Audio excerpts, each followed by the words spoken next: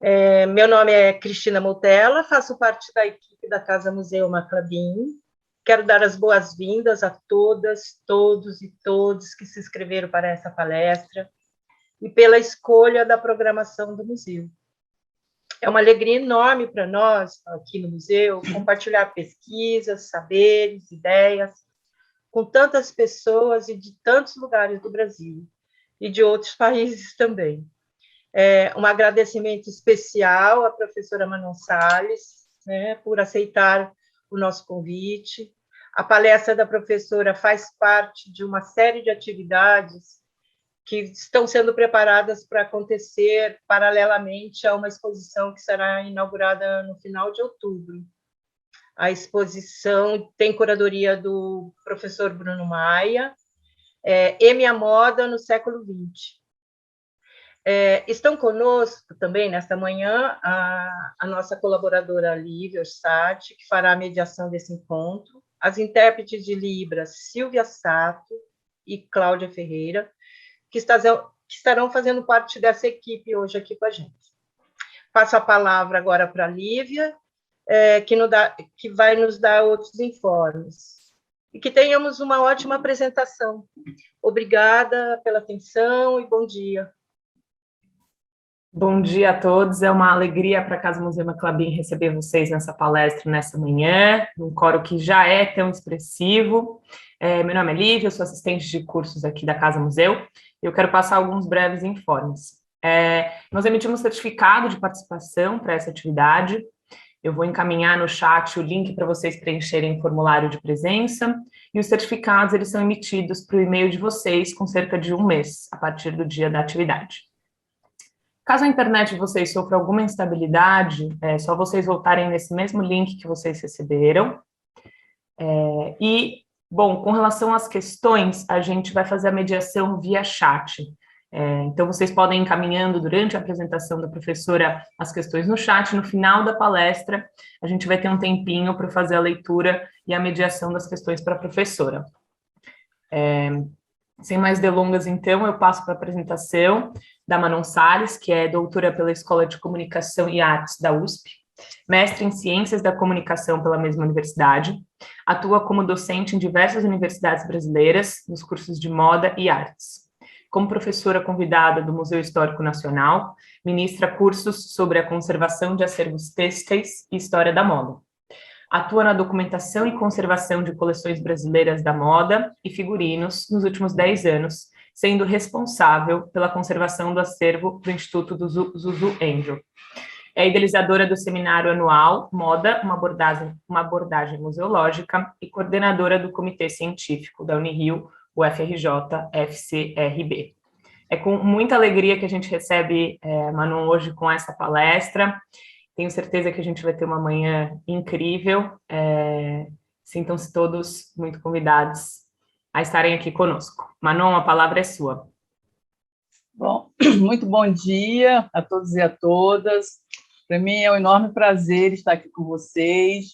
Agradeço muitíssimo, inicialmente, o convite do Bruno Almeida e de toda a equipe da Casa Maclabin, que está organizando essa exposição, né, essa série de eventos e palestras tão importantes para a gente fomentar e divulgar também esses acervos têxteis e de moda. Então, para mim, é uma honra e um enorme prazer estar aqui com vocês.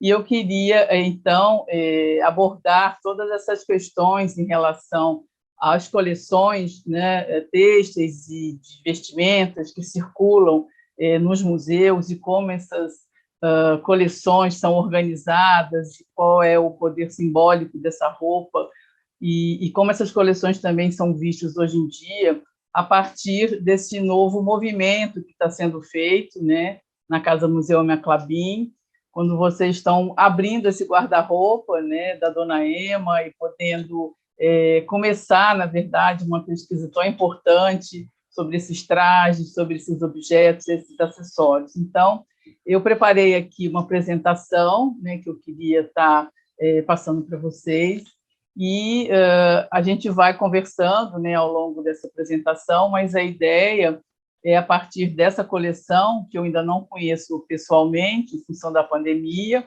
o Bruno Almeida tinha me falado desse projeto e fico muito feliz que foi adiante, mesmo com toda essa situação que a gente está vivendo, né? Mas tive acesso às imagens e conversei também com a museóloga da Fundação, a Maria Paula, então queria fazer um pouco essa relação de uma coleção que pertence a um museu casa, né? E falar um pouco da importância dessas roupas, né? Em vários tipos de instituições museológicas. Então, essa seria um pouco a ideia da minha fala de hoje aqui com vocês. Então, acho que eu posso começar com a apresentação. Deixa eu entrar aqui, ver se vai dar tudo certo. Perfeito. Vocês estão vendo em tela inteira? Sim, está ótimo. Então tá bom. Então, a ideia é a gente falar um pouco dessas roupas enquanto memória e patrimônio, né? Como a Lívia já fez minha apresentação, eu sou professora já há mais de 25 anos e, apesar de ser carioca, hoje está morando no Rio, eu passei 25 anos em São Paulo e fiz minha formação toda profissional na Universidade de São Paulo, em várias universidades que eu trabalhei. E essa questão dos acervos de moda sempre me instigaram muito, saber onde estavam esses acervos nos museus brasileiros, né? E eram muito pouco divulgados, a gente sabia muito pouco sobre essas coleções. E, no doutorado, eu resolvi investigar mais a fundo, né, essas coleções, e nesses últimos 10 anos tenho percebido um movimento muito interessante e muito crescente em relação há vários estudos, né, sobre essas diversas coleções. Então, acho importante a gente resgatar esse tipo de objeto com essa tipologia texto também, né, que são quase sempre muito esquecidos nos museus, em relação à memória que eles podem trazer, né, e a sua validação também enquanto patrimônio. Bom, então, como eu sei que tem pessoas aqui acompanhando a palestra de vários estados e de várias regiões, né, do país, eu acho que é sempre bom a gente lembrar que essa palestra faz parte, né, desse grande evento, né, que é a Minha Moda no Século XX, que tem ainda uma série de outras palestras, né, e eventos também, e com curadoria do Bruno Almeida e também do Theo, e provavelmente a exposição deve abrir agora em 30 de outubro, e essas peças vão estar ocupando toda a casa Emma Clabin. Então, a ideia é a gente falar dois momentos, né, da importância da roupa e suas inúmeras narrativas dentro das coleções museais, porque a partir do momento que a gente entende que as roupas não estão só nos museus da moda, de moda, as roupas estão em vários tipos de museus, e em cada um deles essa roupa é usada para criar uma narrativa, né? Eu acho que a importância da gente também começar a conhecer essas coleções não é só ter um olhar para cada peça, né, enquanto objeto, mas entender também o que elas estão comunicando ali dentro do ambiente museológico, né? E, num segundo momento, eu vou falar sobre esses trajes que fizeram parte desses percursos de Emma Clabin, com um primeiro olhar que eu estou tendo, claro, sem conhecer a coleção, os estudos estão só começando, nessa parte toda de investigação, que existem várias metodologias, né, atualmente, né? Então, a gente sempre se pergunta, né, por que colecionar roupas, né? Então, eu vou estar sendo, claro, muito específica nesse recorte das roupas, mas quando a gente fala em coleções museológicas, pode ser por que colecionar qualquer tipo de objeto, né? E aí a gente tem essa fotografia que é lindíssima, né, da Emma e da Eva Clabin, uma fotografia delas crianças, feita em estúdio, na Alemanha, em 1908, né? Então, a gente tem essa relação muito forte com as roupas, muitas vezes por uma questão de uma memória afetiva, né? Talvez uma roupa que foi usada no batizado, um vestido de casamento, uma roupa que foi usada num momento importante da vida das pessoas e que trazem essa memória. E as pessoas, as famílias, têm muito costume de guardar essas peças, né? Então, a gente aqui, olhando essa fotografia de uma época que se ia ao estúdio fotográfico fazer uma fotografia que é posada, como vocês estão vendo, e as pessoas colocavam as suas melhores roupas, né, para registrar esse momento. As pessoas não tinham câmera fotográfica, pois poucas pessoas dominavam ainda, né, a técnica da fotografia, que foi inventada no século XIX. Então, a gente tem toda essa leitura a partir desse registro fotográfico, né, e dessa importância das pessoas se arrumarem, botar suas melhores roupas, né? Então, a roupa já tem aí essa relação muito forte, né? E essas coleções que vão sendo formadas por famílias, né? Muitas vezes elas são pequenas ou muitas vezes são grandes e também são doadas aos museus, né? Então, alguns museus também começam suas coleções por grandes doações de coleções particulares, né? Às vezes até de 2, 3 gerações na família, né? Então, a gente, ainda com essa questão, né, da memória em relação a esses objetos que a gente começa a colecionar, a coletar, porque existe uma seleção, né, em qualquer museu, em qualquer colecionador particular, né, a gente começa a se perguntar de onde vem essa prática, né, de colecionar, por que eu vou estar colecionando esse quadro e não o outro, enfim, esse objeto, não o outro, né? Então, a gente percebe que essa prática, na verdade, se dá por vários motivos, né? Algumas vezes por uma questão de memória pessoal, afetiva, algumas vezes também por uma questão política, né? De demonstração de poder, né? De demonstração de riqueza. Então, a gente tem várias possibilidades quando a gente começa a analisar essas coleções. E eu também coloquei esse quadro, que é uma pintura belíssima aqui do Renascimento, que faz parte também da coleção, né, de arte europeia da Fundação Emma Clabin, porque ele resgata ali, né, toda uma relação importante de fontes de pesquisa que a gente tem para estar falando das roupas, né, das vestimentas, desse período do Renascimento, né? Então, é uma pintura extremamente detalhada, então a gente tem essa ideia também que, durante muito tempo, as pesquisas sobre os costumes, o que era usado, as indumentárias, eram feitas através dos quadros, né, e das esculturas, porque a roupa só vai entrar realmente no museu a partir do século XIX e mais fortemente a partir do século XX e XXI. Então, as referências que a gente tem em termos de fonte para análise de roupa, durante muito tempo foram as pinturas, né, e foram os quadros e as esculturas, né? Bom, então, quando a gente começa a pensar por que se coletar um objeto, né, eu gosto sempre de fazer essa introdução um pouco histórica, com um olhar aí da história da museologia até, a partir de uma disciplina que eu fiz no doutorado na USP, né?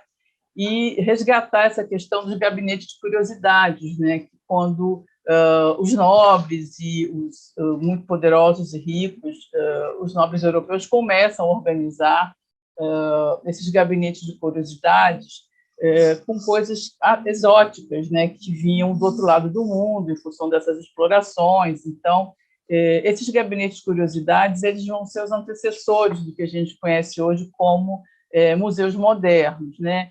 E é interessante a gente também entender um pouco essa formação dos museus, porque hoje em dia, quando a gente vê uma roupa no museu, tem muitas pessoas que comentam: aquilo é uma obra de arte porque está no museu. Então, a gente vai vendo que tem vários tipos de museus, né? Então, não necessariamente porque a roupa está no museu, ela é uma obra de arte, né?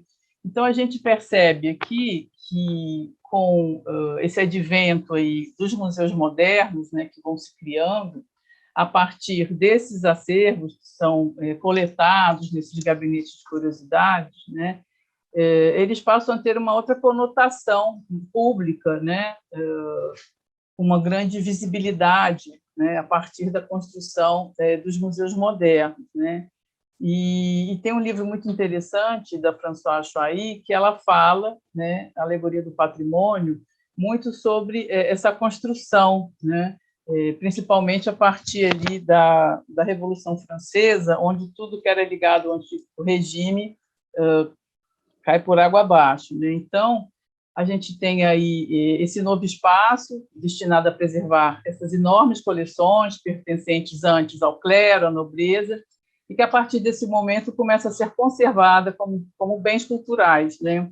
Então, a partir daí, se cria esse conceito de patrimônio, né, memória nacional, e um espaço neutro, né, que fizesse, então, esquecer que esses objetos pertenceram, né, aos monarcas, enfim, aos religiosos. Então, a gente tem aí um outro espaço para se colecionar, e se organizar e se documentar todo tipo de objeto, né?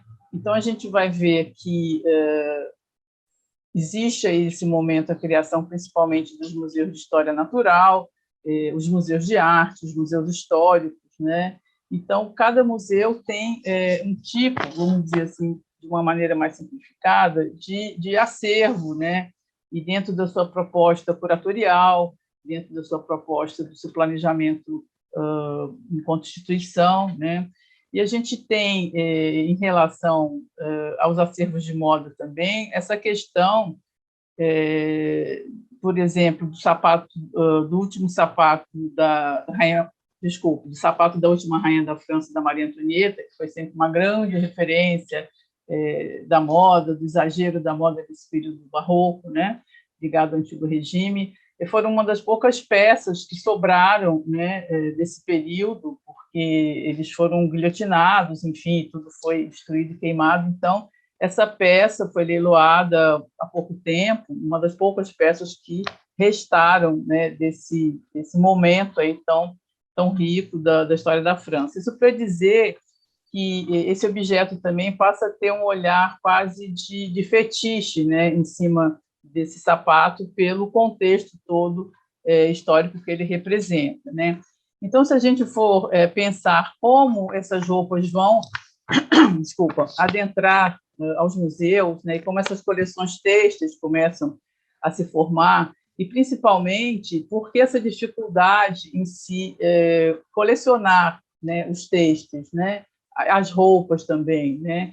Então, a gente tem, historicamente, alguns problemas, algumas dificuldades encontradas, não só em relação à matéria do texto, né, que é muito mais frágil para sua conservação, é muito mais volumosa, né, em relação a se coletar e a se guardar fotografias, por exemplo. E a gente tem também essa separação, né, que vem desde a academia, né, essa distinção que era feita, né, de maneira, no meu ponto de vista, bastante equivocada, entre as artes maiores e as artes menores, né? Então, o que era valorizado para ser documentado, para ser guardado, seriam objetos relacionados, né, com as artes maiores, como a arquitetura, a pintura, a escultura, sempre ligados ao momento ideativo, né, do inventivo ali daquele objeto. E o têxtil entra nessa divisão nas artes menores, né, ligado ao momento mecânico, né? Isso é uma descrição, isso é uma maneira de se pensar ali ainda de um momento acadêmico, né?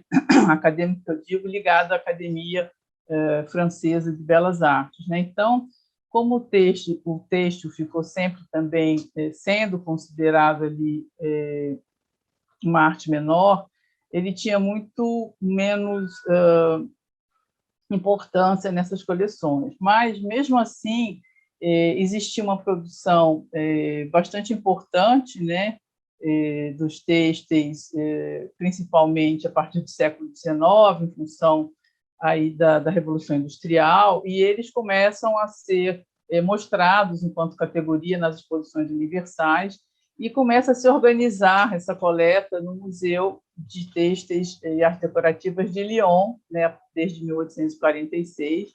Aqui a gente tem um exemplo, né, do tecido do século XVIII, né, em mantas de seda. Então, esse, sem dúvida, ainda é um dos grandes museus dos têxteis até hoje em dia, né? Então, a gente vê que o têxtil entra primeiro nos museus, e a moda, que a gente chama a roupa tridimensional, só vai entrar um pouco mais adiante, né? Então, aqui também um outro grande museu de reconhecimento internacional, talvez é o que tem a maior coleção de texto em moda do mundo ainda hoje, né, que é o Victoria and Albert, né? Então, só para a gente entender que eles fazem uma distinção entre o tecido plano e o tecido tridimensional em forma de roupa, quando eles organizam essas coleções, né? E a Leslie Miller, que é curadora sênior de textos e vestuário, ela já esteve no Brasil, a convite do Centro de Estudos da Moda, dando um curso, né? E eu tive o prazer de conhecê-la também, numa visita que eu fiz ao Reino Unido, e ela nos contou, né, que essa coleta, essa organização, então, começa a partir da Exposição Universal de 1851, sempre privilegiando os tecidos planos, como vocês estão vendo aqui, né? Enfim, a pesquisa lá é muito organizada, para quem tiver interesse. Vocês vão virando essas folhas que vocês puxam daqui, e aí cada uma delas tem um tecido, com toda a parte de informação histórica e tudo isso. E, na verdade, a partir da década de 60, 1960, né, quase um século depois, o vestuário de moda, que já era coletado, né, começou a ocupar, então, uma posição de mais destaque. Então, essa questão do curador de moda, não digo nem curador do vestuário, né, mas de moda especificamente, é uma coisa muito recente, mesmo dentro dos grandes museus, né? Então, a gente está vendo aqui que só a partir de 1960 existe um olhar, de uma contratação de um curador que vai falar só sobre moda, né? Então, quando eu digo indumentário, eu estou dizendo outro tipo de vestuário, de vestimentas, né? Anterior ao sistema da moda, que começa ali no final da Idade Média, início do Renascimento, só para a gente se situar um pouco historicamente, né?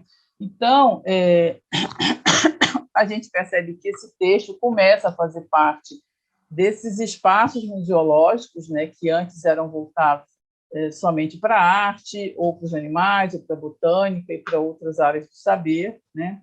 E é claro que eles vão tendo alguns critérios, né, para essa seleção, né, para essa coleta, né, enfim, que tipo de objeto a gente vai estar coletando para esses museus, né?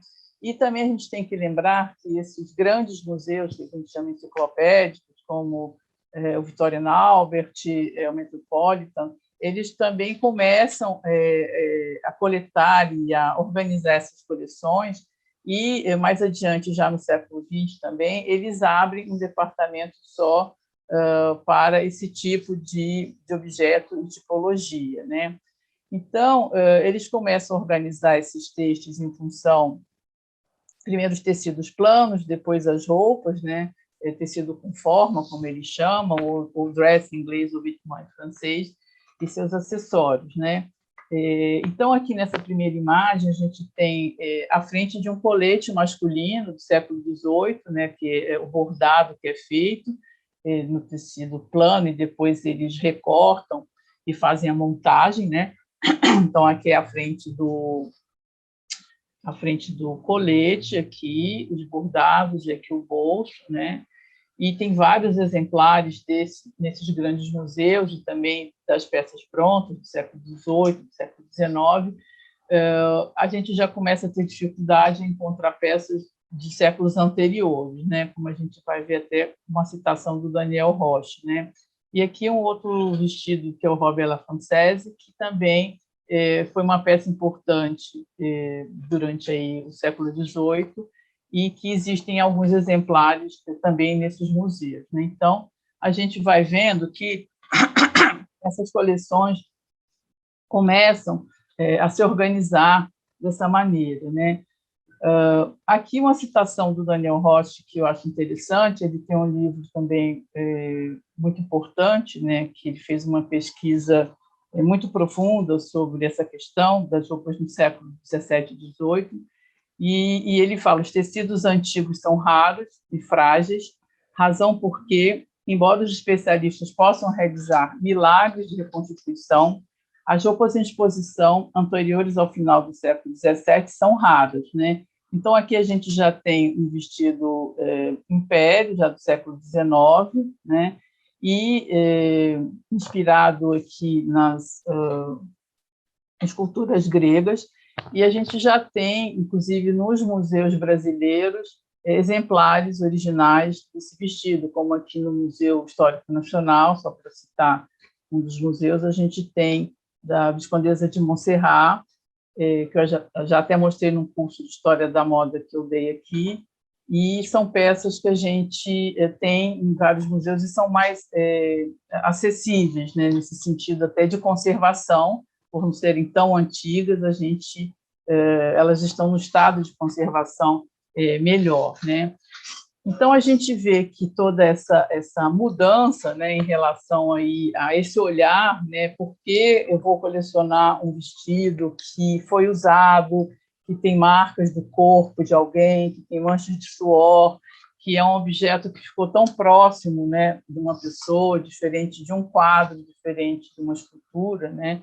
Então, a gente tem aí uma questão muito importante a partir desses estudos da antropologia, principalmente no final do século XIX e no início do século XX, que eles começam a ter um outro olhar para qualquer tipo de objeto. Aí eu falo não só das roupas, né, mas vários objetos que têm uma importância muito grande enquanto cultura material, né? Que tipo de informações a gente pode tirar desses objetos e a sua relação, né, com a vida dessas pessoas, né? Então, o destino desses objetos era não somente as páginas das obras etnográficas, das grandes sínteses antropológicas do período, mas, sobretudo, os espaços institucionais dos museus ocidentais, ilustrando as etapas da evolução sociocultural e dos trajetos de difusão cultural. Então, aqui a gente tem no Brasil vários estudiosos sobre a cultura material, um deles é o José Reginaldo Gonçalves, também o professor Ulpiano de Menezes, da Universidade de São Paulo, que é brilhante, enfim, tem vários e vários estudos e artigos sobre essa questão da cultura material, né? Então, aqui eu já começo a colocar um pouco as peças da coleção Emma Clabin, né? É um tailleur de tecido rosa, bordado, dourado, uma peça dos anos 70, né? Colocada aí sobre uma mesa para se fazer provavelmente um primeiro estudo, uma primeira análise, né? E a gente começa também a pensar a roupa já com esse olhar da sua importância enquanto cultura, né? Então, a roupa como objeto de consumo e não mais, e não com valor cultural, foi inferiorizada como objeto de estudos durante bastante tempo, né? Então, ela deixa de ser vista só como objeto de consumo, uma coisa que você usa, que tem uma proximidade muito grande com o seu corpo e que você descarta, mas ela também, a partir desse momento que ela entra no museu, ela vira um documento, né? E ela tem um valor cultural agregado a ela, né? E esses estudos da antropologia e da etnografia, né, começam a nos mostrar esse valor da roupa, desses objetos têxteis, né, e como uma parte significativa desses estudos da cultura material, né?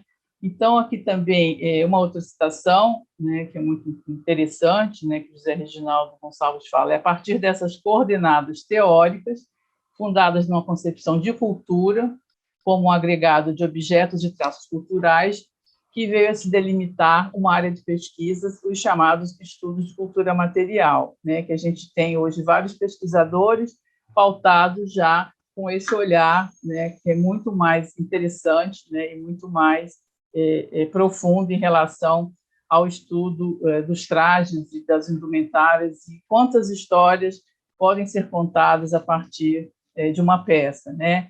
Aqui, uma outra roupa que faz parte da coleção da Emma Clabin.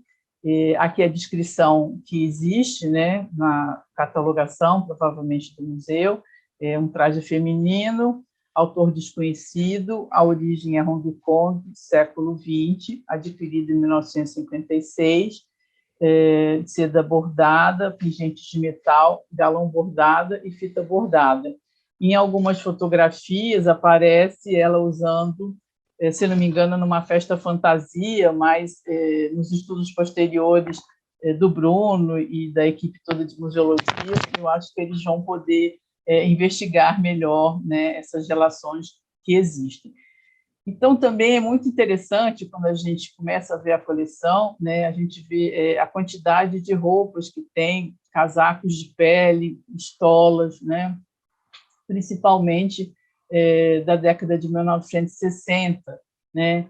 Então, eu acho que é importante essa fala, né, na medida em que os objetos materiais circulam permanentemente na vida social, importa acompanhar descritiva e analiticamente seus deslocamentos e suas transformações ou reclassificações através de diversos contextos sociais e simbólicos. Então, quando a gente vai fazer uma análise de qualquer tipo de coleção, a gente tem que contextualizar em que década, em que período essa roupa foi usada e por que ela foi usada. Isso tudo para a gente perceber que, hoje em dia, é totalmente politicamente incorreto, né, o uso de roupas de pele, mas a gente não pode ter esse olhar de como essa roupa fosse contemporânea. Faz parte de um contexto, né, faz parte de uma época em que se usava esse tipo de roupa, né? Então, a análise tem sempre que ser feita em função desse contexto todo em que ela foi criada, em que ela foi usada, e o que significava um casaco de pele nessa época, né? Então, acho que, a partir daí, a gente começa essas investigações. Bom, então, eu acho importante a gente perceber, né, um pouco esses tipos de museus e quais as narrativas que eles vêm nos propondo, né, porque o que eu acho importante é que, a partir de então, quando a gente vai a uma exposição, primeiro tentar entender o que aquelas peças fazem naquele museu, por que elas fazem parte, né, daquela coleção, e que tipo de museu é aquele. Então, aqui eu coloquei alguns museus, né, porque é uma palestra de 1 hora e pouco, então eu acho que dá para a gente ter um entendimento, né, desses recortes que são feitos nesses museus. Então, coloquei aqui o Museu Histórico, que tem sempre coleções, né, de trajes e indumentárias, os museus de arte também, né, que a gente vai ver aqui alguns exemplos, como eles selecionam, qual é o interesse do Museu de Arte em ter roupas nas suas coleções, os museus especificamente de moda, né, os seus movimentos, o crescimento que houve principalmente no século XXI, e o Museu Casa, que é o caso aqui da Casa Eva Klabin e da Casa Emma Klabin, né, que são duas fundações importantes de duas irmãs, uma no Rio de Janeiro e uma em São Paulo, e vários outros tipos de museus também que podem ter objetos têxteis, né?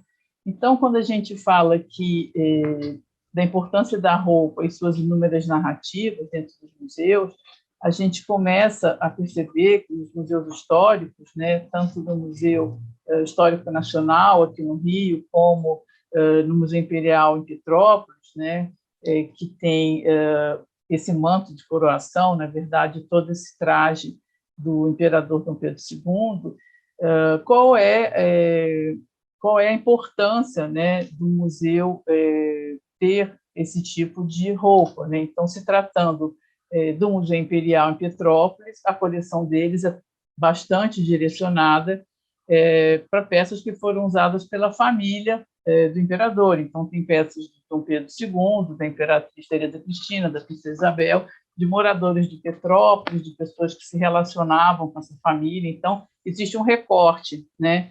E muitas vezes esses museus são solicitados a receber outras coleções, mas se essa coleção, ou essa peça que for doada não tiver nenhuma relação com a proposta do museu, eles não recebem, né? Então, no museu histórico, não importa se a roupa é do estilista tal, se é do Dior, se é do Givenchy, se é, enfim.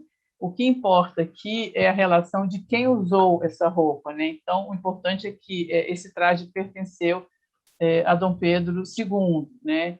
E a gente também começa a entender que tipo de mensagem que quer se passar com uma roupa do imperador no momento do século XIX, em que a gente não tinha esses registros que a gente tem hoje, né, da fotografia, das redes sociais, enfim, de tudo isso que existe. Então, A aparição pública, né, de um monarca era um momento ali dele passar várias mensagens através dessa roupa. Então, quando o Dom Pedro II escolhe fazer, nesse manto de coroação, usar essas penas amarelas do Papo de Tucano, ali, na sua mursa, né, que vai aqui no ombro, né, e não em pelo de arminho, como outros imperadores usavam, né, principalmente Napoleão, que era uma grande referência no século XIX, ele quer criar toda uma relação aí com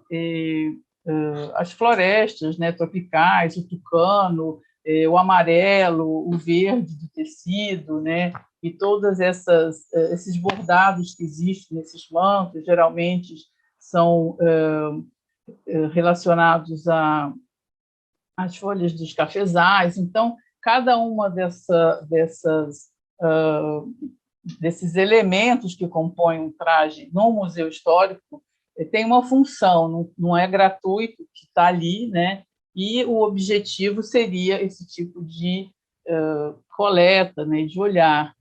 E a gente tem também o Museu Paulista da USP, que é um outro grande museu histórico, né? E temos ali também um trabalho muito importante que vem sendo feito pela conservadora Tereza Cristina Toledo de Paula, que foi uma das minhas orientadoras no doutorado, né? Que é uma pessoa que desde os anos 90 vem criando, né, um espaço para pesquisa dos textos aqui no Brasil, com várias publicações, com vários encontros científicos. Então, é uma grande referência que a gente tem. E ela também, nesses artigos, em toda a sua produção acadêmica, ela vem questionando, primeiro, essa dificuldade, né, em se valorizar essas coleções, né? Então, ela fala: os tecidos, certamente, por terem sido sempre associados ao corpo e ao gênero femininos, foram muito inferiorizados como objetos de estudo, se comparados a outras tipologias materiais.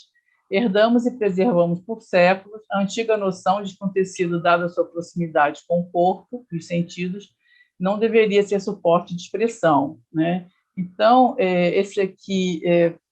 essa imagem ao lado aqui é um estudo de caso muito interessante, para quem não conhece, faz parte do projeto Replicar. Foi o primeiro projeto de réplica feito aqui no Brasil, né, com todo o rigor científico. Era um vestido que pertencia à Condessa do Pinhal, Ana Carolina de Mello Oliveira Arruda Botelho, né, um nome curto, e, a pedido da família, que queria expor o vestido e não era possível retirar o vestido do museu, foi feito esse trabalho de réplica. Então, a gente tem aqui, na Tereza Toledo de Paula, uma grande referência para esses estudos dos textos, né? E aqui uma outra imagem também do tipo de acervo existente ainda no Museu Paulista da USP, né?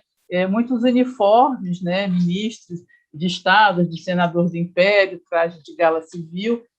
Então, a gente começa a perceber, se a gente for estudar essas coleções, né, a importância do uniforme para o homem do século XIX, né? Então, os homens usavam esses uniformes como uma maneira de comunicar que eles eram bem-sucedidos, que eles estavam empregados, que eles tinham um lugar ali bem próximo, né, ao poder, na verdade, né? Então, a gente pode fazer várias leituras a partir dos objetos que existem nos museus, das roupas que existem nos museus, e também ter um olhar um pouco crítico, já que estamos no século XXI, em relação a como foram coletadas, né, essas peças e que tipo de olhar que foi feito, né, que teve, que faltam muitas peças nesses museus de outras classes sociais, de outros profissionais, de outras raças, né? Então, são questões muito importantes que a gente tem visto atualmente, né? Então, uma outra fala aqui importante sobre a cultura material, no momento que a sociedade cria o seu espaço, é ela que decide o que deve ou não permanecer e de como deve permanecer, o que realmente é significativo para o indivíduo, as expressões, as tradições, objetos e bens. Então, esse olhar do que deve permanecer, do que deve ser coletado para o museu é uma decisão muito importante, porque se você escolhe um objeto, você deixa de escolher outros, né? Então, essa é uma conversa muito contemporânea, né? Então, aqui passando então para o Museu de Arte, né? A gente tem alguns exemplos aqui muito próximos da gente no MASP, né? Que tem, além dessa coleção da Ródia, que teve uma exposição recentemente, que foi esse vestido aqui rosa do meio, que faz parte dessa coleção, de um momento importante também da moda brasileira, mas o Museu de Arte, né, tem interesse em coletar essas roupas, porque foram roupas feitas em parceria de artistas com estilistas, né, nesse período aí dos anos 60. Então, não é uma roupa qualquer, não é novamente uma roupa do estilista A, B ou C, né? Tem ali uma ligação muito forte com essa questão artística, e grandes nomes da arte participaram dessa ação. Quem não conhece, vale a pena conhecer essa coleção, inclusive tem catálogo da exposição, tudo isso. E aqui um outro vestido também, só para ilustrar, do Salvador Dalí, que faz parte da coleção do MASP, né? Então, por que esse vestido está nessa coleção? Porque o Salvador Dalí é um grande artista aí de surrealismo e que trabalhou, enfim, com Elvis Schiaparelli e até com o próprio Dior, enfim, fez várias parcerias em muitas áreas, né? Inclusive com a área da moda, né? Então, faz sentido também um museu de arte ter uma criação de Salvador Dalí, né? Então, aqui é um pouco dessa coleção dos desfiles da Ródia dos anos 60, né? Dessas 80 peças que foram doadas ao Museu Tom MASP de São Paulo em 72, né? E que teve essa exposição em 2016. Então, aqui, essa coleta tem um outro recorte completamente diferente do Museu Histórico, enfim, do Museu Imperial, enfim, são outros olhares, né, e outros conceitos ali para a formação desses acervos. E aqui, a gente, falando especificamente dos museus de moda, né, então existe aí, na verdade, um boom muito grande a partir do século XXI, né, na criação de vários museus, como vocês estão vendo aqui, na Bélgica, em Madrid, na Espanha, em Santiago do Chile, mesmo em Londres, né, e direcionados totalmente à moda, né, não mais à indumentária, né, com recortes também específicos, né, em relação a criadores, ou a períodos, né? Então, aqui a gente vê um boom muito grande, tem vários estudos, inclusive, relacionando esse movimento às questões da pós-modernidade e dessa imensa valorização da imagem, né? E temos aqui esses grandes museus, como eu falei, como o Metropolitan, que semana passada, inclusive, fez aquele baile, né, com aquelas pessoas entrando no tapete vermelho, com aquelas roupas bastante produzidas, né? Mas a intenção daquele baile é recolher fundos para esse instituto, Costume Instituto, para que possa se manter essa coleção, para que possa se expor. É bastante cara a parte toda de conservação têxtil, né? Então, esses grandes museus que vão também abrindo seus departamentos, né? E, enfim, criando aí toda uma dinâmica já relacionada com a moda, né? E temos também aqui no Brasil alguns museus de moda, né, como o Museu de Moda de BH, que foi aberto em 2016, né, o MoMU, e esse mais antigo, né, que é o Museu de Moda do Têxtil do Instituto Feminino da Bahia, que tem um recorte muito interessante, que eles mostram, na verdade, criações de várias classes sociais, né, de vários tipos de corpos e de interesse, além de uma tipografia muito bonita, né, como vocês podem ver. Eu botei aqui 2000, mas ano 2000 foi o ano que se separou, né, o Museu da Moda e do Têxtil, mas o Instituto Feminino da Bahia é muito mais antigo, né, desde o início do século XX, eles vêm coletando essas peças, né, da sociedade baiana, então tem um recorte ali muito específico, né? Então, a gente tem os museus casa, né, que é esse tipo de museu que a gente vai estar falando hoje, né, que geralmente se recolhe, né, esses objetos e essas roupas que pertenceram a quem morava nessa casa, né, geralmente um personagem com reconhecimento histórico, artístico, cultural, e que a pessoa tem o desejo, a família, que a casa que ele morou seja transformada numa fundação, né?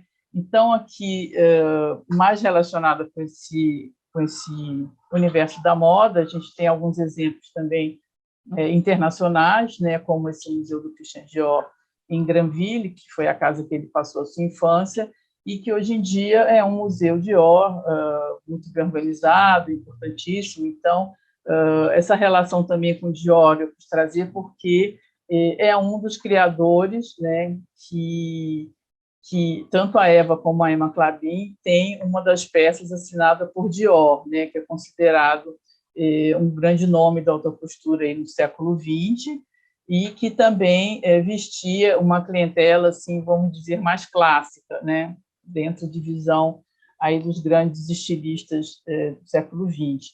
Então, a gente tem vários exemplos aqui no Brasil importantes de museus casa, né, como o Museu Casa da Era em Vassouras, que também tem coleções de moda importantíssimas, né, que pertenceram ao Frasa Teixeira Leite, e que coleções que já foram estudadas, que já foram motivos e assuntos de várias dissertações e teses de doutorado. Então, eu acho importante que quanto mais se pesquisa e se investiga essas peças, né, mais rica se torna a coleção, porque muitas vezes os museólogos que trabalham diariamente com a coleção, eles não têm tempo de ficar fazendo uma pesquisa tão minuciosa. Então, por isso que eu acho importante que cada vez mais os museus também abram linha de pesquisa, porque existe um interesse muito grande e, claro, que se uma pessoa fica 1 ano, 2 anos estudando essa peça, por exemplo, que já é da Fundação Casa de Rui Barbosa aqui no Rio, e tem várias peças, tanto do Rui Barbosa como da esposa do Rui Barbosa, né, que a gente está vendo aqui, e esse kimono, né, que está registrado como kimono, e foi também assunto de uma dissertação, na verdade, de um estudo de TCC aqui na EBA-UFRJ, da Gabriela Lúcio, também que eu orientei. Então, ela pode ficar 1 ano, né, estudando essa peça, fazendo todo o levantamento. Então, eu acho muito interessante quando as pessoas têm acesso, né, a esse tipo de pesquisa e podem se aprofundar. Bom, então aqui a gente tem também, né, como exemplo, e o motivo da nossa palestra de hoje é falarmos, então, da Casa Emma Clabin, que é uma casa belíssima, né, com esses jardins aí criados por Burle Marx, e uma casa que fica aqui na região do Jardim Europa, em São Paulo, né? Eu tive o prazer de conhecer no encontro que eles organizaram sobre o Gilda de Souza. Então, a gente tem que falar um pouco também do Museu Casa Eva Clabin, que se encontra no Rio de Janeiro, né? São 2 irmãs, grandes colecionadoras de arte, né? Quem conhece as 2 fundações, quem conhece as coleções, são realmente incríveis e riquíssimas, né? E também eu acho interessante um pouco falar das 2 fundações, né? Porque existe toda ali uma ligação muito forte por serem irmãs, e essa fotografia também é muito interessante, já da década de 70, né? Delas 2 nesse cruzeiro musical pelo Mediterrâneo, né? Que era muito comum essas viagens de navio ainda nesse período, né? E nos acervos e enfim, toda a referência documental aparecem várias imagens delas, enfim, entrando e saindo desses navios.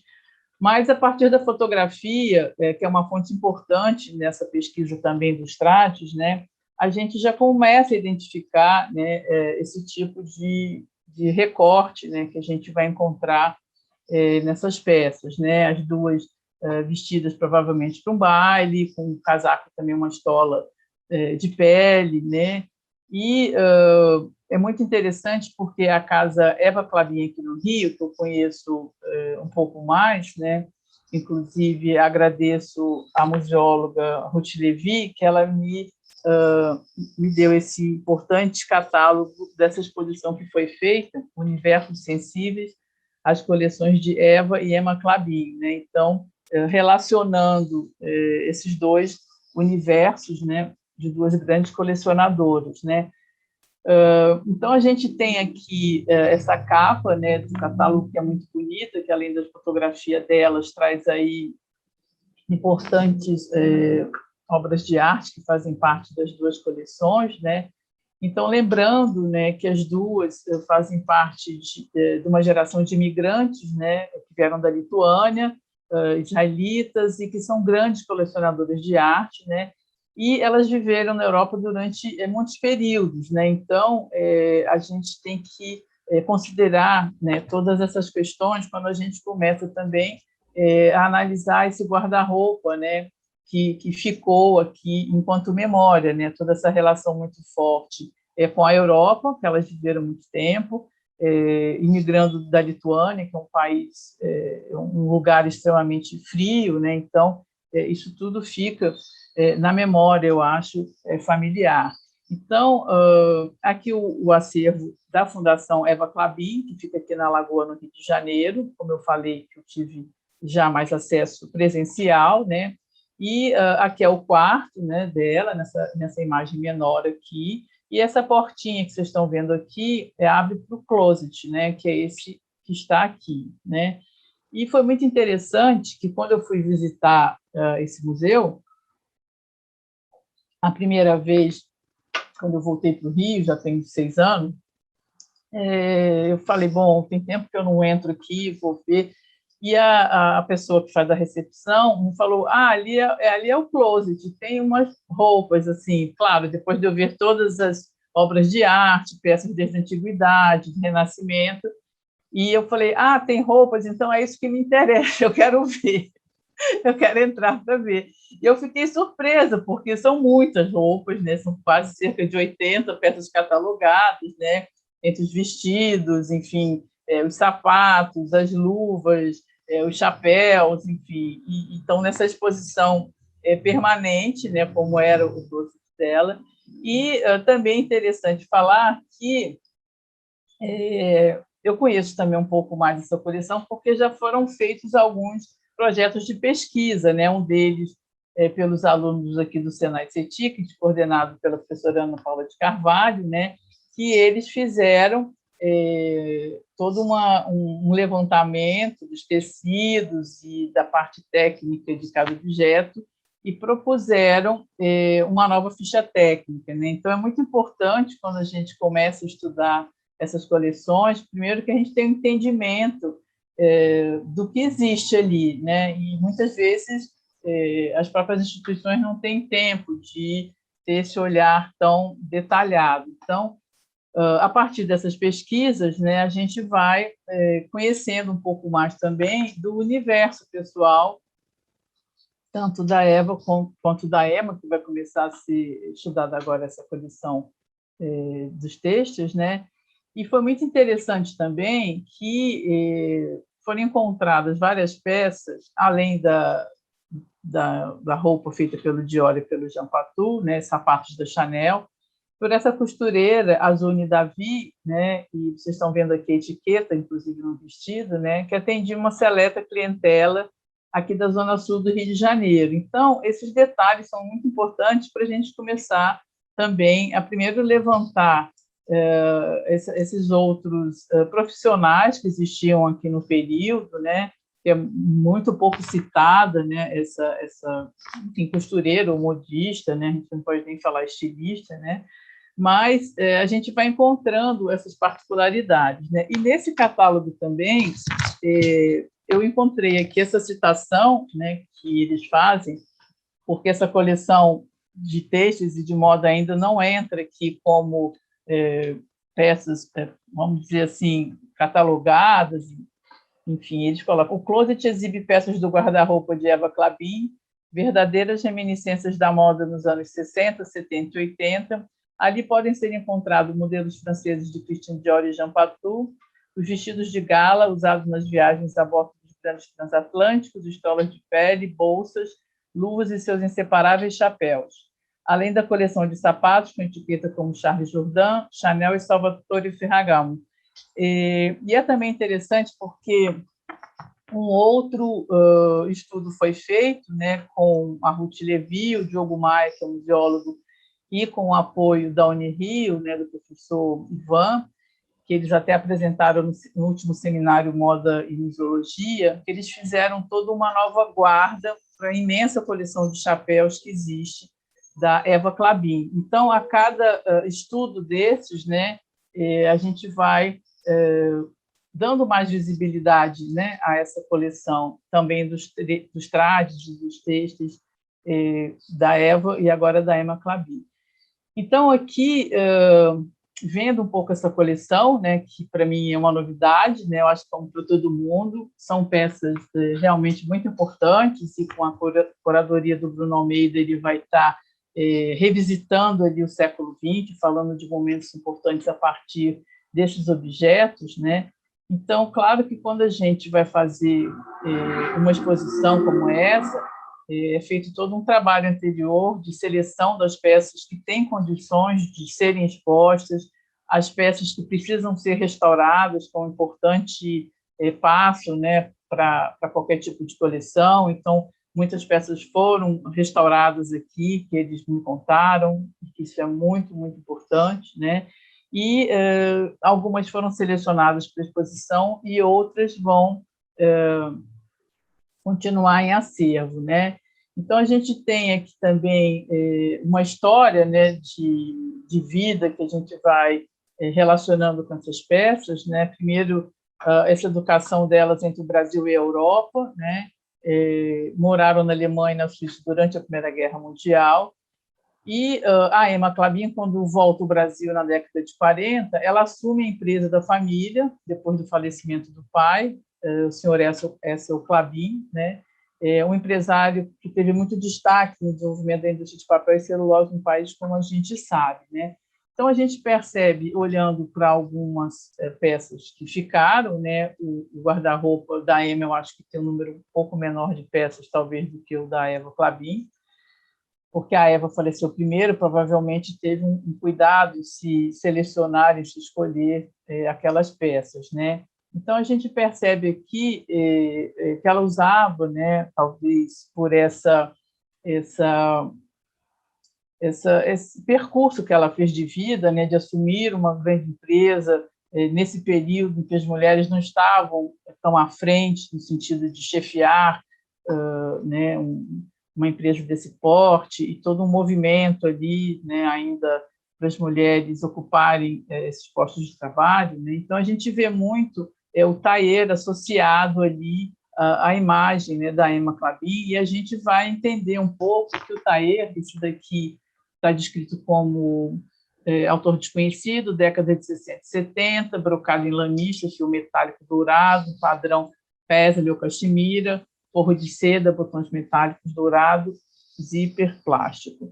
Então, a gente vai ver que o tailleur tem uma importância nesse guarda-roupa dela, e tem também uma importância em ela ter essa imagem, né, de uma grande empresária. E aí a gente começa a fazer essa relação da importância do tailleur, né, criado por Chanel ali, e, na verdade, uma roupa que veio do guarda-roupa masculino, no sentido que a mulher vai tomando ali à frente no mercado de trabalho, né? E o tailleur é considerado, entre aspas, o terno da mulher, né? De negócios, da mulher que, enfim, fica à frente desse outro universo, né? Empresarial, né? Então, a gente vê essa relação muito forte do uso do tailleur nesse guarda-roupa da Emma, talvez por ela ter, né, ocupado esse papel tão importante ali como empresária também, né? Então, a gente vê que na construção dessa peça, né, tem essa simbologia muito grande ali, né, do seu uso. A gente vê que desde o século XIX já começa primeiro o Redfern adaptando o terno para a construção de duas peças femininas, né? Primeiro com saias longas, e aqui no século XX a Chanel, enfim, cria esse famoso tailleur Chanel, que é uma referência até hoje da marca. Então, a gente vai estabelecendo essas relações quando a gente vê que tem vários conjuntos, né? Aqui é um outro conjunto também, com essa mesma abordagem do tailleur, uma roupa mais clássica, de uma roupa de uma pessoa que precisava estar à frente ali de uma empresa durante tanto tempo, né? E é muito interessante quando a gente também vai vendo a origem dessas peças, onde ela comprava. Isso aqui é um tailleur de Hong Kong, né, dos anos 70, né, e tem toda a descrição também da peça. E essa aqui ela tem a etiqueta, né, série Shein, mas a gente percebe também que tem muitos aqui que não tem, né, que aparece como autor desconhecido, década de 70, né? Esse aqui já é um vestido, não é mais em 2 peças, né? Aqui está a descrição: crepe chiffon, botões de resina, zíper, colchetes metálicos, ombreiras de feltro e espuma. Então, uma outra questão também que eu levantei, assim, no primeiro olhar, por que essas peças, várias delas, estão como autor desconhecido? Autor desconhecido é quando a gente não tem etiqueta na peça, né? Então, já que ela comprava essas roupas, assim, né? Claro, ela é uma pessoa de alto poder aquisitivo, que circulava nos melhores ambientes nacionais e internacionais, viver essa questão, porque essas peças estão sem etiqueta, né? E são peças, enfim, extremamente bem feitas e bem confeccionadas. Então, é uma questão que vale uma investigação, né? Será que ela tirava as etiquetas porque incomodava?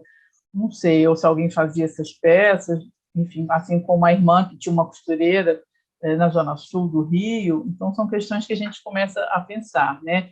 E temos também aí uma grande quantidade de casacos de pele na coleção, né? Numa época que não tinha esse olhar do politicamente incorreto, usar peles, né? Então, a gente vê aí várias imagens dela também usando, né, esses casacos, e, enfim, em função, talvez, de várias viagens para esses países da Europa realmente que são frios no inverno, a gente sabe como é, e que numa época que era extremamente chique, elegante e caro ter um casaco de pele, né? Então, tem muitas roupas de pele aí ainda na coleção da Emma Clavin. Bom, e também acho interessante a gente sempre ver a ficha catalográfica, né, a ficha técnica das peças, né, e aqui de um dos vestidos que tem a etiqueta. Esse é o vestido criado por Dior, né, que faz parte da coleção, até numa cor bastante forte, né, já que o guarda-roupa dela era mais clássico, mas é um vermelho quase vinho, né, vestido em chiffon, mangas 3/4, cinto em couro, fitas de seda nas bordas e laços nas mangas, né? Então, esse já é um vestido de 1978, né? O Christian Dior já tinha falecido, mas a marca continua. Então, é um dos poucos vestidos que tem etiqueta, né? E aí a gente também, fazendo essa relação, né, até do que ela guardou, né, durante tanto tempo, porque tem peças aí de várias décadas, né? E aqui, nessa imagem da esquerda, ela já em 1980, né? Já com mais idade, em frente à sua coleção. Então, a gente vai vendo também que, com a idade, o corpo da gente tem alguma transformação, né? E existe até hoje na coleção esse vestido da década de 50, né, da Maggie Ruff, né? E é um vestido acinturado, um vestido de festa, como vocês estão vendo, né? Então, a gente começa a pensar qual a importância dessa roupa, né? E que narrativa ela pode nos fornecer, né? Por que ela guardou esse vestido durante tantos anos?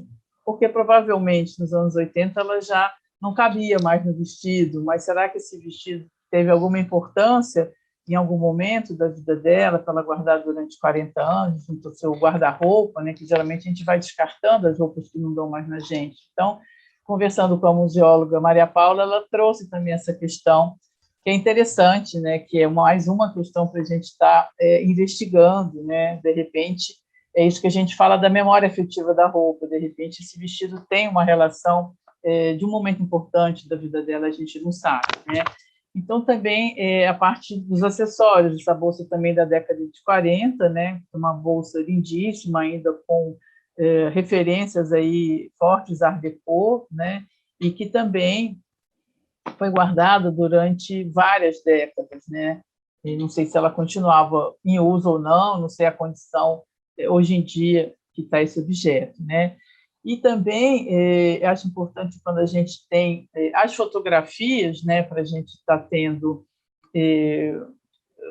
essa relação, né, de avaliar em que momento foi usado esse vestido. Isso é muito importante, né? Então a gente vê sempre roupas mais escuras, mais clássicas, e aqui eu acho que é o único vestido estampado, um estampado enorme, alegre, né? Então a gente vê que é um vestido e uma capa de 1983, e aqui aparece ela nessa fotografia já de 1986, na sua casa, e tem na documentação da fotografia, que aqui está o número de registro, né?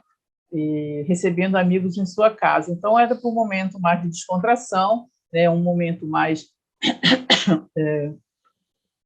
alegre, enfim, de um relacionamento mais social, né? E não um relacionamento tão ligado ao lado profissional, né?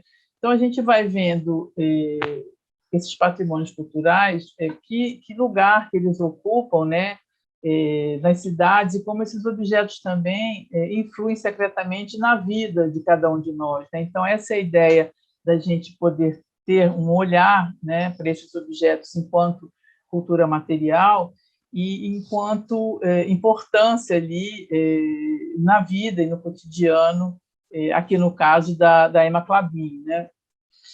Bom, então, assim, aqui para finalizar a pesquisa também, tem esse outro objeto que é muito bonito, que é o acessório, é um leque, aqui pela descrição de marfim,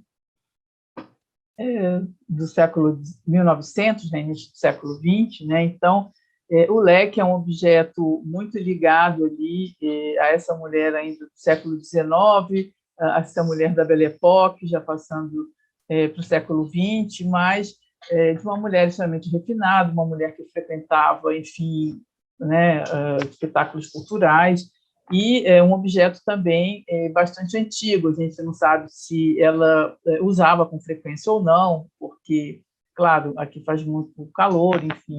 Então, qual seria a relação dela com esse leque do início do século XX, né? Ou se ela guardava mais realmente já como objeto de recordação, a gente não sabe, né? Então, aqui a gente tem essa outra imagem, que é daquele mesmo taller que a gente viu, né? E já sendo estudado e analisado, né? E a gente começa a deixar essa questão, né? Quais os significados que podem assumir esses objetos materiais da vida social e cultural, né? Então, eu queria dizer que, na verdade, a partir dessa exposição, a pesquisa está só começando, né? E eu vou ficar muito contente de poder acompanhar os desdobramentos, né, dessas pesquisas todas que vão ser feitas e desses olhares todos que vão ser direcionados a partir de agora para essa coleção, a partir do programa da exposição e de outras investigações que possam acontecer.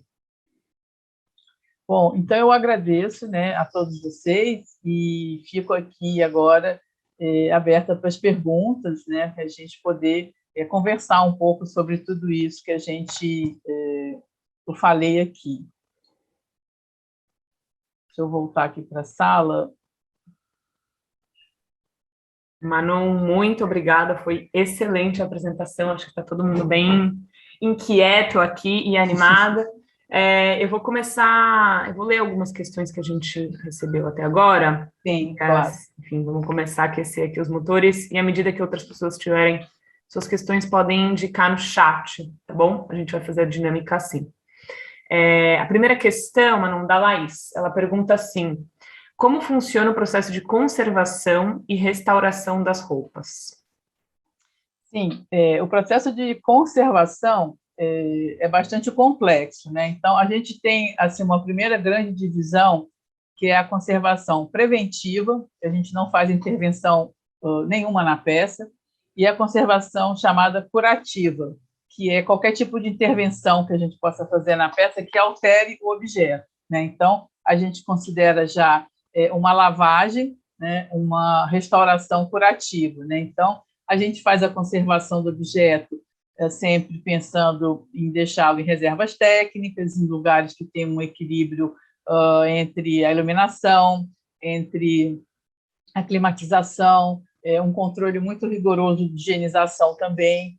Então, existem aí vários critérios que são adotados, né, dependendo do tipo de coleção, e muitos profissionais envolvidos, mas um profissional que faz a parte de restauração é um profissional que tem que ter uma formação muito específica, porque ele já vai alterar completamente aquele objeto. Até, por exemplo, um objeto que tem um rasgo, um furo, é interessante fazer a restauração, mas deixar documentado ali que houve uma alteração, né?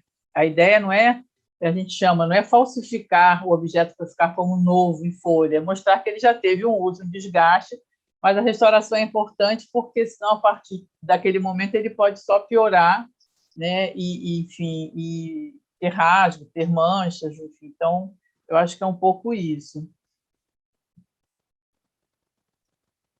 Perfeito, Manon. O pessoal está aqui já aquecendo, mandando as questões, estou organizando aqui. Acho que está todo mundo bem ansioso também para ver como que essa exposição vai se dar, né? Depois ainda da sua palestra. Eu estou curiosa, eu vou a São Paulo logo que abrir. A gente também está daqui. E lembrando que a gente tem toda uma programação paralela sobre moda, sobre o acervo até o final do ano, programação de cursos, palestras, mesas redondas. Então, essa é só mais uma, né, Manu, da nossa... Sim, claro. Das palestras, enfim, do que a gente vai ter. A outra pergunta da Priscila, ela diz assim: trabalho com figurino no audiovisual e gostaria de saber como funciona quanto à fusão do cinema e cultura material. Vi recentemente que encontraram um vestido usado pela Dorothy, do Mágico de Oz, e ele estava perdido por anos em uma faculdade católica nos Estados Unidos. Eu gostaria de saber se essas roupas também não determinam pesquisas futuras, ou é ainda algo recente. Se sendo patrimônio, deveria ter uma responsabilidade a respeito. Como funciona? Então, é uma questão bastante ampla, né? Eu acho assim que a gente tem vários relatos de peças que ficam esquecidas por várias situações que são reencontradas anos depois e que passam por um processo de validação que eu digo assim, para ver se são realmente daquele período, daquele estilista. Hoje em dia a gente tem vários testes, né, que são possíveis fazer para identificar aquela peça. E sim, a partir do momento que aquele objeto é reconhecido, ele pode fazer parte de alguma instituição que tem interesse e tenha verba para manter aquele objeto, né? Então, tem um caso também de uma roupa do Christian Dior, que foi encontrada num baú totalmente amassada e que foi restaurada por uma exposição, se não me engano, no próprio Victoria and Albert. E acho importante também a parte toda do figurino, porque já é uma peça considerada histórica, né, e patrimônio, e também ser musealizada, né? A questão do figurino é um pouco mais complexa, porque se trata de roupas que têm um uso constante, né? Então, se a gente tem uma companhia em atividade, o figurino é quase um uniforme, né, daquela companhia teatral. Mas aqui, no caso, como ela citou, né, se tratando de um vestido que já foi usado há tanto tempo, eu acho que sim, pode fazer parte de algum museu que tem interesse nessa peça, né? A gente tem, na França, o Centro de Documentação em Moulin do Costume, que é um espaço que deve ter uns 15 anos, né? E que eles fazem a documentação de várias coleções da Comédie Française, tem a coleção do Baryshnikov também, que faz parte, enfim. Então, acho que o figurino também tem que ter esse mesmo olhar, né? Esse mesmo espaço ali de conservação dentro dos museus. Tem uma pergunta aqui sobre: professora, eu sou museóloga, mas estudamos muito pouco os têxteis. Qual bibliografia você recomenda para começarmos as discussões a respeito das têxteis em museus? Sim, eu acho que se vocês puderem ter acesso a todos esses artigos e publicações que a Tereza Cristina Toledo de Paula tem feito, eu acho que é um bom início. Tem um livro também que ela publicou a partir do encontro que teve sobre têxteis no Brasil. Enfim, tem uma bibliografia também do Museu do Chile, que tem publicações bastante importantes. É uma bibliografia um pouco ampla, né? Então, assim, nesse curso que eu dou de conservação, introdução à conservação, né, eu passo e posso, enfim, disponibilizar aqui depois para vocês, se vocês quiserem. Mas temos autores que falam sobre a parte toda de estudo dos têxteis, a parte toda de conservação e reserva técnica, a parte toda de manutenção. Enfim, são vários assuntos relacionados à museologia da moda, né? Quando a gente fala em museologia da moda, tem todas essas etapas aí. Tem autores que falam só sobre documentação, só sobre ficha técnica, que é muito importante. Enfim, tem autores que falam só de metodologias de pesquisa e investigação dos objetos em museus.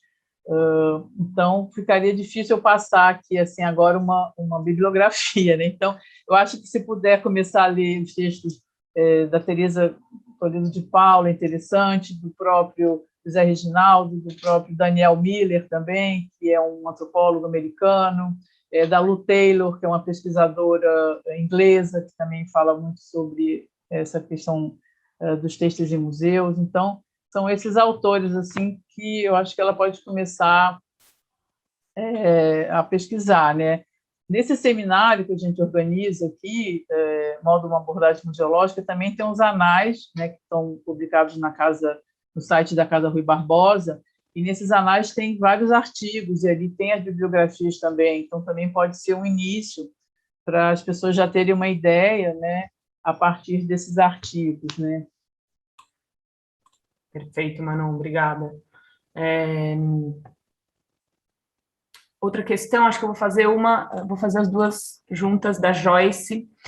Você acredita que algumas peças do acervo têm relação com a política do momento histórico dessas peças? E aí, a pergunta da Rosane. Gostaria de saber se as coleções de joias das irmãs entram na perspectiva de estudo. As joias já foram catalogadas? Então, sobre essa segunda questão, sobre as joias, né? Nessa coleção especificamente, eu não sei se as joias fazem parte. Eu não vi nenhuma joia, né? Quer dizer, então teria que ver com os museólogos das instituições, né? O que foram feitos com essas joias, se ficaram fora do acervo, enfim, isso eu não sei dizer, teria que ver com as instituições. Geralmente, as joias em muitos museus fazem parte da coleção, como é o caso do Museu Imperial. Se vocês forem lá hoje, tem todas as joias que Dom Pedro I deu para a Marquesa de Santos, a coroa imperial, enfim. Em vários museus tem a parte de joalheria, né? No próprio Museu Costa Pinto, em Salvador, mas da Casa Emma Clabin, vocês poderiam responder melhor que eu, ainda não sei. E a primeira pergunta era sobre o quê? A primeira é se algumas peças do acervo têm relação com a política do momento histórico dessas peças. Então, relação entre as peças e o momento político histórico. Como que essas intersecções se dão? Eu acho assim que essa questão da moda e política é um outro assunto, né? Eu entendo a questão dela, se essas peças que a Emma usava têm alguma relação com o momento político do Brasil, isso tudo vai ter que ser estudado e pesquisado, né? Enfim, qual era, enfim, o espaço que ela tinha aí enquanto empresária, os movimentos que ela fazia ou não. Mas acredito assim, nesse primeiro olhar, que é muito especial, que eu dei na coleção, eu acho que era uma escolha muito pessoal, né? De uma vivência ali europeia, uma maneira de se vestir europeia, e uma pessoa muito culta, muito erudita, uma colecionadora de arte, então tinha um guarda-roupa que condizia com todo esse papel social, né, que ela desempenhava. Não sei se alguma roupa ali tem algum papel político, mas a gente tem algumas coleções, como, por exemplo, a coleção Zuzu Anjo, que tem roupas com papel político, né? Então, a própria roupa que a Zuzu Anjo usou no desfile de protesto dela em 1971 em Nova York foi uma roupa de protesto, né? Que ela entrou toda de preto, com véu preto. Toda a coleção desfilada também era uma coleção em repúdio, né, a tudo que a gente estava vendo no Brasil na época da ditadura. Então, existem coleções políticas, existem moda política, vamos dizer assim, hoje em dia várias delas, né, com mais força, aí, vários desfiles, protestos, enfim. Mas nessa coleção, eu acho que precisa ser estudado ainda. Perfeito. Vamos às duas últimas questões. A primeira delas, da Adriele. Certos materiais têxteis da época, como tecidos, linhas para costuras, tintas para estampar roupas, ainda há existência de duração para restaurações dessas roupas de época, sendo que a maior parte é mais industrial do que de um material orgânico, animal? Então, essa outra questão é muito importante também, que é muito focada nos materiais, né? Então, é uma questão que vem sendo muito estudada atualmente, porque se a gente for fazer uma análise muito rápida aí sobre os materiais, a gente vê que até o final do século XIX, basicamente, a gente tinha os tecidos, aí, os têxteis, mais de origem animal, vegetal, enfim, né? A gente tem aí uma mudança muito grande a partir do século XX, principalmente a partir dos anos 60, né, que começa a entrar todos esses sintéticos. Então, a gente tem muito mais dificuldade para conservar hoje em dia e restaurar essas roupas feitas aí a partir dos anos 60, com esses materiais plásticos, né, que a gente chama de uma maneira geral, do que essas roupas feitas com tecidos naturais, né, como o linho, como a seda, que são peças mais do século XIX e também do século XX, né, claro que muitos estilistas preferiam trabalhar com, entre aspas, os tecidos nobres, que seriam esses de origem natural, e não os artificiais. Então, essa é uma questão, até no último seminário teve uma palestrante de Portugal, que tem um grupo de pesquisa entre 3 museus internacionais, e que eles estão pesquisando como conservar, por exemplo, as criações da Schiaparelli, já dos anos 30, feitas de plástico, as roupas do Corrège de plástico, as botas que estão se desmanchando. Então, esse estudo dos materiais é muito importante hoje em dia para essa conservação, porque muitos objetos podem se desfazer simplesmente, e aí a gente tem que pensar numa reconstrução artificial, por exemplo, um solado de um sapato, pode se desfazer, né, em função do material que foi feito, né? Então, são pesquisas muito atuais, né, sobre esses materiais mais contemporâneos. Perfeito. Estava aqui mandando no chat o link da programação, o site, né, da Casa Museu Clabin, onde vocês podem acessar também as palestras. A gente tem outros conteúdos que vão acontecer no semestre. Então, eu passo para a última questão, Manon, que é a seguinte, da Cláudia. Tem um grande interesse sobre a moda de rua, considerando, obviamente, a falta de alternativas em todos os âmbitos, mas ainda assim observa uma certa constituição de elementos na vestimenta, principalmente entre jovens. Tem um projeto que me dedico junto com uma amiga oriunda da psicologia. Existem estudos sobre isso, como memória, como história, etc.? Eu acho que hoje em dia, e até nesse período da pandemia, que a gente está vendo os acervos serem mais digitalizados, né? Eu acho que tem um discurso aí muito importante desse olhar decolonial para a moda, né? Então, toda essa questão que eu estava falando, que existem nos museus, o que contempla, o recorte que foi dado, estão tendo uma revisão de museólogos atuais, né, que já tem esse outro olhar, né? Então, a moda de rua, sim, claro, faz parte, tem que fazer parte, e todos esses outros elementos, né, e todas essas roupas que não estão nos museus, né, que fazem parte da nossa história, seja social, seja econômica, né? Então, eu acho que é muito importante, né, que essas jovens pesquisadoras tragam essas questões, né, e que esse olhar seja ampliado e que os museus estão, sim, às vezes até com as novas exposições, já tendo um eixo curatorial, um olhar mais amplificado nesse sentido, né? Então, no próprio Museu Imperial, a gente tem uma bata de escravo que foi comprada no leilão há pouco tempo, vamos dizer assim, quer dizer, é muito pouca coisa, né? Então, enfim, só para a gente citar um caso, mas eu acho que é muito importante esse novo olhar, essas novas questões que estão sendo pautadas, né, sobre esse olhar decolonial e esses novos acervos que têm que ser complementares, né, nos nossos museus, né, que aí sim a gente vai ter uma visão muito mais contemporânea, né, até da nossa história, né? Então, acho que é importante, sim, a moda de rua fazer parte, né? Perfeito. Eu vou à última questão, então, que apareceu aqui, para a gente fechar, e eu também quero fazer uma. Professora Manon, como é a aquisição desses acervos para o museu? Doação pela família?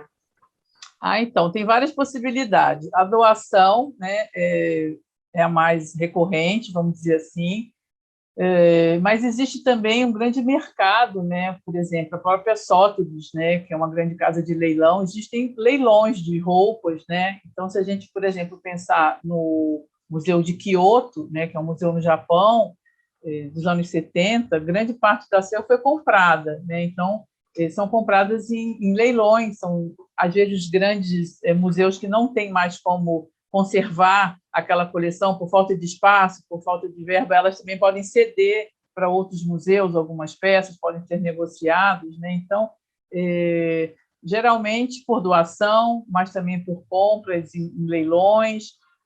Então, tem um mercado todo que trabalha, né, com essas roupas enquanto patrimônio, roupas assim que já têm um valor histórico importante, né? Então, são várias possibilidades aí.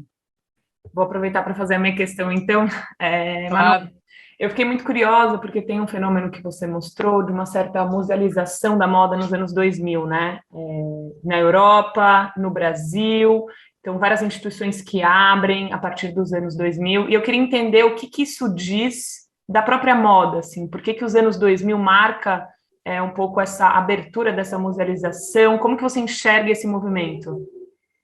Então, isso foi muito interessante numa disciplina que eu fiz, que a gente estudou muito a relação da pós-modernidade com essas profissões ligadas à construção de uma imagem, né? Porque o que a gente vê hoje em relação mesmo à moda, né? A moda passa daquele olhar, por exemplo, do século XIX, que tinha um valor material. A moda, a roupa, né? Não vou falar a moda, a roupa entrava nos inventários familiares, por exemplo, assim como as joias. Tem um livro também que é muito interessante, que é o Casaco de Marx, né, do Karl Marx, que fez toda uma teoria econômica, e que ele penhorava esse casaco para poder ter dinheiro para sustentar a família, e quando ele precisava entrar na biblioteca pública, ele não tinha um casaco, enfim. Então, isso tudo para mostrar que a roupa teve, no século XIX, essa importância material e que entrava nesses inventários familiares. Até por isso, fica muito mais fácil para a gente estudar várias questões hoje que estão meio escuras ainda nessa história, né, que é contada, né? Então, essa questão toda que a gente vê na pós-modernidade, que a roupa perde esse valor material nesse sentido, né? Hoje em dia a roupa é descartável. A gente compra hoje, na verdade, uma imagem. Quando a gente compra uma camiseta que a Gisele Bündchen desfilou, um vestido, a gente quer, entre aspas, parecer a Gisele Bündchen. A gente não quer mais ter aquela peça linda que o Dior fez, que o tecido era esse, que o bordado era aquele. Enfim, então, a gente vive hoje num consumo de imagem desenfreada, né? Então, acho que tem muito essa relação dessa abertura desses museus de moda e da moda em si ter esse espaço, né, tão grande em função dessas questões pós-modernas, né, dessa sociedade imagética que a gente vive hoje, né? Então, as pessoas que fazem as selfies, cada hora tem que estar com uma roupa diferente, enfim, ficou uma coisa assim até de um excesso, né, de imagem de produção de imagem que a gente vive hoje. Então, a gente tem realmente esse boom dessa abertura dos museus de moda a partir aí do século XXI, né? Tem muitos e muitos países, né? E essa organização. Mas, por um lado, também foi muito interessante, porque aí a moda começa a ser estudada e aceita, né, enquanto também objeto de pesquisa, objeto científico, né? A gente vai se distanciando muito daquele olhar, a moda é superficial, a moda não quer dizer nada. Então, quando a gente tem, primeiro, essas abordagens da cultura material, né, que são vários estudos que não dá para falar aqui uma hora, mas essa relação importante que se estabelece com esses objetos, né, em relação às pessoas, né, e essa questão também desse uso desenfreado de imagem na pós-modernidade. Então, acho que são as duas coisas aí que levaram a a esse boom aí dos museus de moda. E o que é interessante, por exemplo, que cada um deles também vai tendo um perfil. Esse que foi aberto na Antuérpia, que foi ligado, foi assim, criado junto com a escola de moda deles, né? Eles têm um olhar mais para os criadores belgas, né, que são criadores importantes de uma vanguarda de moda de um período. Então, eles têm já um recorte específico, né? Então, a gente sai daquele padrão dos grandes museus, das grandes coleções, que tinha que contar uma história linear, e a gente vai tendo outros recortes. Ok, a moda belga, a partir da época tal, e aí já tem outros materiais, já tem outras intervenções, né? O Museu de Lisboa, que já tem uma relação forte aí com o design e com a moda. Então, a gente vai vendo também como esse universo da moda vai se fazendo costuras aí com outras áreas, né? Com o design, com o cinema, com a moda, enfim. Então, é interessante também que tenham esses museus, né? E com esse olhar e com essas exposições que sempre querem contar uma história, né? Então, acho que é importante a gente circular, mesmo que digitalmente, por essas coleções, essas exposições, quando a gente não puder estar lá, né? Mas eu acho que é importante a gente tentar agora ver o que eles querem comunicar com essas exposições, né? Não é mais aquela coisa, eu vou colocar aqui os vestidos do século XIX, fulaninho usou, não. Tem uma questão ali por trás. Essa que eu mostrei, por exemplo, da FIT, é para mostrar isso. As roupas estão em decomposição nos acervos. O que vamos fazer? É isso, entendeu? Daqui a 20 anos a gente vai ter esse vestido ou não? Enfim, relações que se estabelecem a partir da moda. Então, eu acho muito positivo e abertura. E, fora isso, assim, todos os encontros que são organizados, né, pelo ICOM, que é o Conselho Internacional dos Museus, que tem um departamento só de costumes também, que promove vários encontros científicos. Então, é uma área ainda pouco estudada aqui no Brasil, mas se a gente agora puder acessar digitalmente esses encontros internacionais, eu acho que foi muito positivo isso durante a pandemia. Eu acho que isso não vai voltar, né? Quer dizer, a gente pode participar de simpósios em outras partes do mundo que a gente não teria como estar ao mesmo tempo aqui e lá, né? E eu acho que a moda toma um outro patamar, ocupa um outro espaço, né? Enfim, então, porque tem muita gente estudando essas questões todas aí, e agora a gente está podendo acessar, né, de maneira digital, e, enfim. Mas acho que é muito ligado a essa questão aí da pós-modernidade mesmo. Mas abriram museus assim de vários assuntos, vamos dizer, Museu da Rolha, Museu do Vinho, Museu, enfim. Então, é muito interessante a gente acompanhar também essas necessidades, talvez, no momento de desestruturação da pós-modernidade, de voltarmos a ter o museu ali como um porto seguro, né? Bom, ali eu tenho aquela roupa que foi do século XX, porque eu não sei daqui para frente quantos dias vai durar esse vestido que eu vou comprar. Então, eu acho que um pouco essa relação também, né? Do descartável com o museu que te oferece ali uma referência, né? Então, acho que é um pouco disso. Perfeito, Manu, muito obrigada. Obrigada pela excelente palestra, por essas intersecções entre discurso, materialidade, patrimônio. Agradecer você, né, o nosso privilégio de ter você enxergando a nossa coleção por esse viés, é um privilégio para a Casa Museu Maclabim receber você e receber o seu olhar também, para falar dessa coleção que é tão rica.